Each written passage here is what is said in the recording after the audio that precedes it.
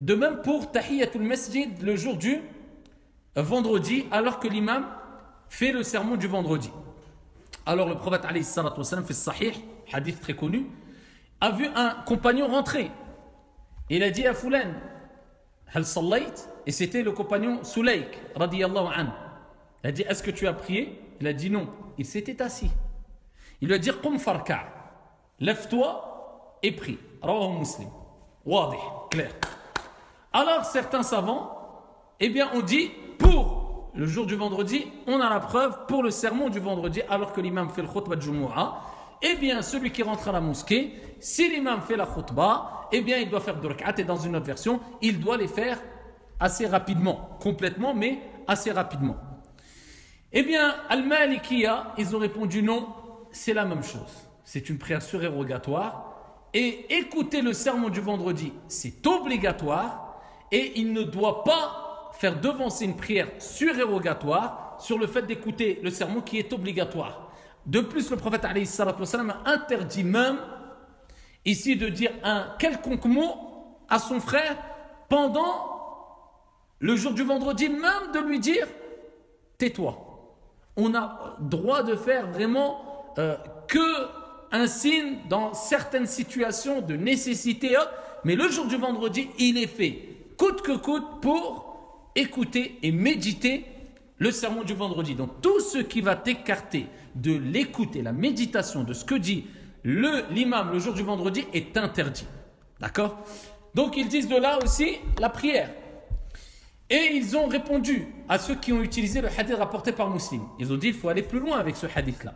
Et ils ont cité un hadith rapporté par l'imam Ahmad et d'autres qui continuent à parler de cette situation avec ce compagnon Sulaik, où le prophète alayhi afdalus salati wa taslim lui a dit une première fois lorsqu'il est rentré, Fulan hal sallayt rak'atan qum farka', lève-toi et accomplis 2 rak'at. D'accord? Il est revenu une deuxième fois, deuxième vendredi. Le prophète alayhi salatu wa salam, dans le hadith rapporté par Ahmad, il lui a redit encore, il lui a réitéré les mêmes propos. Lève-toi et prie. Pourtant il était rentré à la mosquée, il s'était assis. Une troisième fois, il est rentré à la mosquée. Et là, le prophète alayhi salatu wa salam lui a dit lève-toi et prie. Donc déjà, il y a quelque chose de pas très normal si on continue avec la première analyse qui sont faites par le groupe de savants qui disent que ici, le prophète alayhi salatu wa salam lui a dit de prier parce que tu devais prier le jour du vendredi. Pourquoi il y a quelque chose de pas normal? Pourquoi la personne s'est assise une deuxième fois, une troisième fois? Alors que, ici, les compagnons, ils étaient connus pour obéir au prophète alayhi salatu wa salam.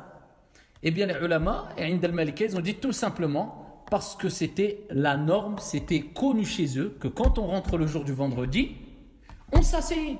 Voilà pourquoi il n'est pas rentré dans le conflit avec le prophète alayhi salatu wa salam. Ce n'était pas quelqu'un de têtu, mais il s'est assis parce que tout le monde s'asseyait. Vous êtes d'accord ou pas? Mais pour cela, il faudrait une argumentation en plus. Eh bien, on va continuer le hadith rapporté par Ahmad. Le prophète lui-même a dit, alors qu'il lui a dit à la deuxième reprise et troisième reprise, lève-toi, tasaddaqu. Vous comprenez? Donnez des aumônes. Et le prophète a rappelé, je lui ai dit de se lever afin que vous aperceviez de sa situation et que vous donniez des aumônes jusqu'à ce que Sahaba l'ont fait.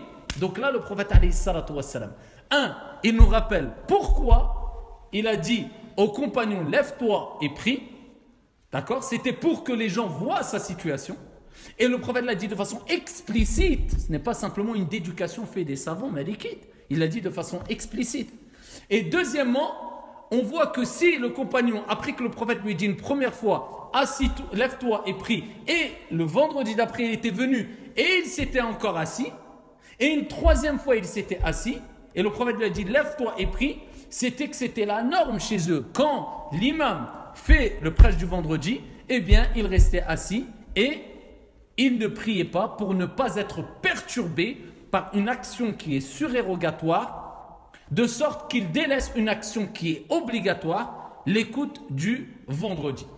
Voilà pourquoi Al-Mashhur Ind al-Malikiya, c'est que quand la personne rentre dans la mosquée le jour du vendredi, il doit s'asseoir si l'imam a commencé le sermon du vendredi. Et il y a une divergence, il n'y a pas unanimité dans l'école malikite aussi.